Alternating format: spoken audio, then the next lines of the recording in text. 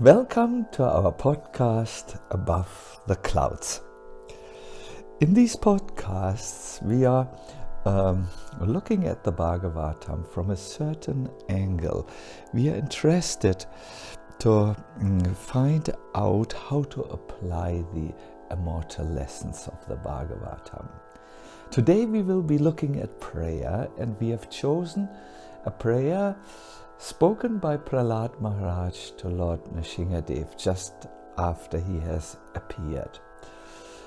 Om namo bhagavate narasiṁhāya tejas-tejase āvir-āvirbhava, etc.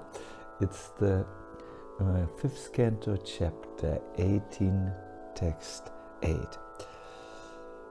I quote the translation. I offer my respectful obeisances unto Lord Nṛsiṁhadeva, the source of all power. O my Lord, who possesses nails and teeth just like thunderbolts, kindly vanquish our demon-like desires for fruitive activity in this material world. This means sense gratificatory activities. Please appear in our hearts and drive away our ignorance, so that by your mercy we may become fearless in the struggle for existence in this material world. In this prayer, Prahlada Maharaj requests the Lord to remove his internal enemies, lust, and he speaks of ignorance and of fear. There is a very nice purport in the next verse where Srila Prabhupada says, we should pray to Lord Nṛsiṁhadeva to sit in our hearts. We should pray, vajra-nakha hridaye Nṛsiṁha. Let Lord Nṛsiṁhadeva sit in the core of my heart, killing all my bad propensities. Let my mind become clean, so that I may peacefully worship the Lord and bring peace to the entire world. Here we will see perhaps the greatest blessings of bhakti in practice.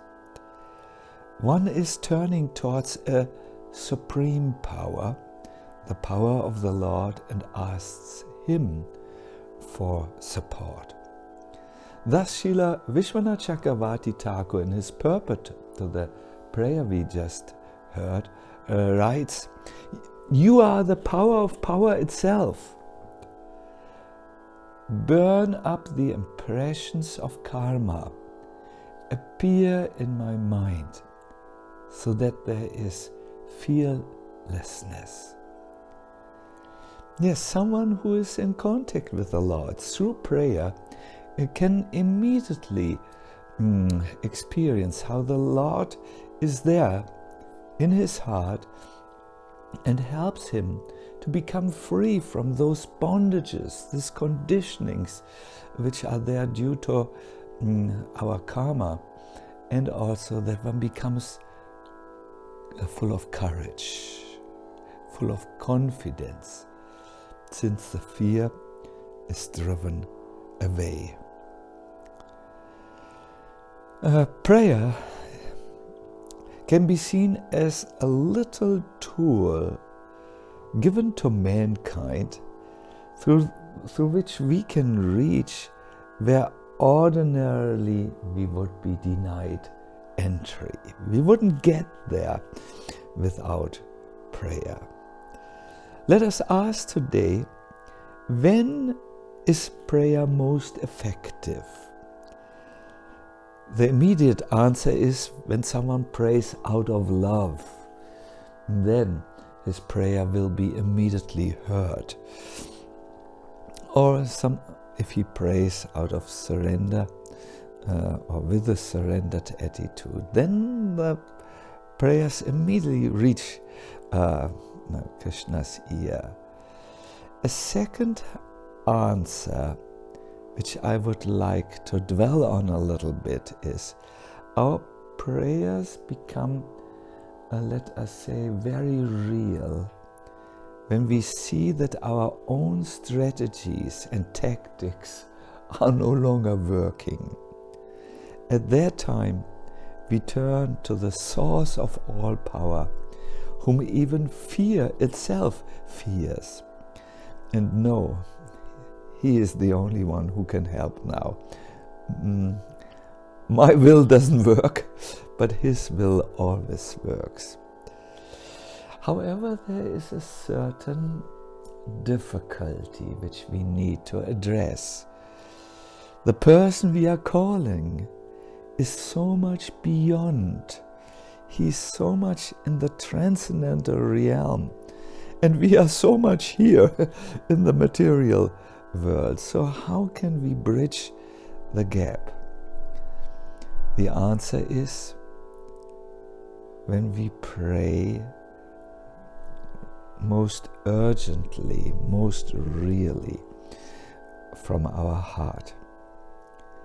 When I pray and I'm at the right space, I usually have an awareness first that my so-called real world and this real self, what I imagine is my identity, they are very, very far away from the spiritual reality, that which is substantially true always and eternally.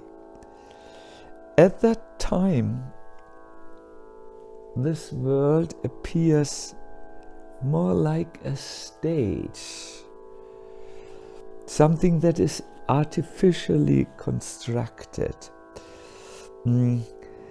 And the so-called self is more like an actor who acts out a role according to a pre-written script. When I come to the place of real prayer, I can see, wow, there is another world which is much more real. There is also another me who is much more real. And now, as long as I live in this body, I may not be able to physically exist the so-called stage of this world and then sit in the audience before the stage. But what I can do is I can mentally leave the illusory world and remember that I have a life beyond the stage, and that my off-stage personality is so much more real than the dramatic persona who acts out his karmic role in the theater of the world to more or less earn something. C.S. Lewis expressed this in a remarkably clear way. He said, the prayer preceding all other prayers is, may it be the real I who speaks, and may it be the real you that I speak to. May it be the real I who speaks. And may you, the real, eternal Lord of my heart, listen and answer. When we are able to pray from this depth, we then get a feeling that our communication with the Lord is very real. He has heard us, we feel, and we have spoken what is most true, more true and more real, perhaps than everything else. If we want to go back into the analogy,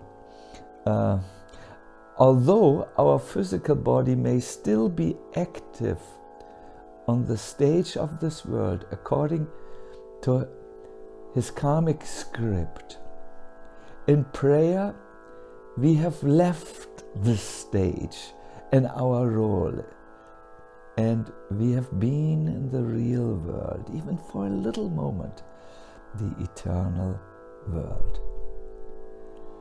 At that time we come back with a feeling, I was in touch with the Lord, and I certainly have been heard.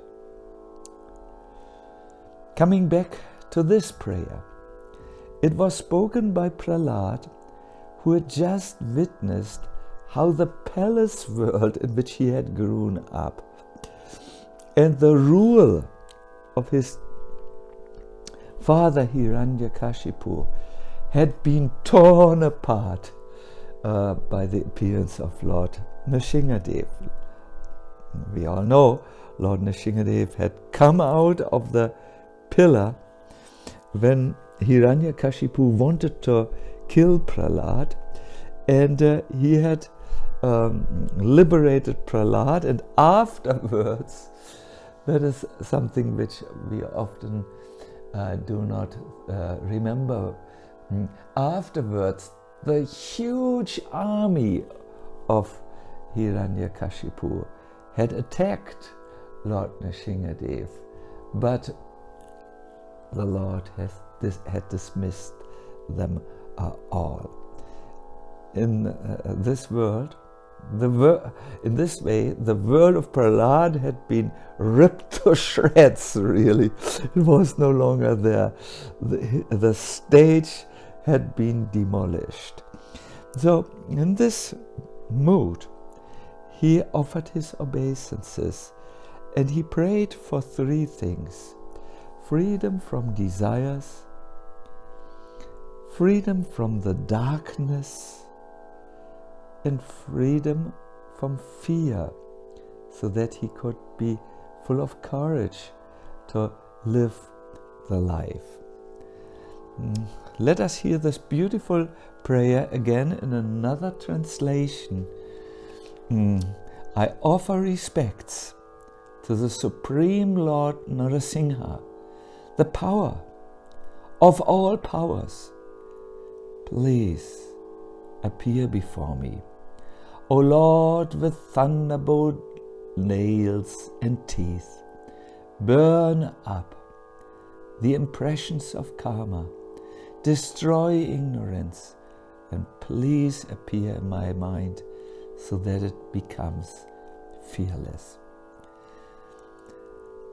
This and other prayers from the Bhagavatam are far-reaching prayers, in the sense that they immediately connect with the Lord, who hears and who thinks, oh, he is now speaking to me. The real he or the real she is now addressing me. Let me listen and let me grant my mercy to them. I would like to leave you with a practical application. Whenever you pray, make sure that the real you speaks. To do this, I suggest the following steps. Sit at a disturbance-free place, center yourself, take a few deep breaths, and then connect with your essence. While you pray, make sure that your prayers are heart deep, not just lip deep. And at that time, you can be sure the Lord will reciprocate. Thank you for listening, and I will see you at the next Above the Clouds.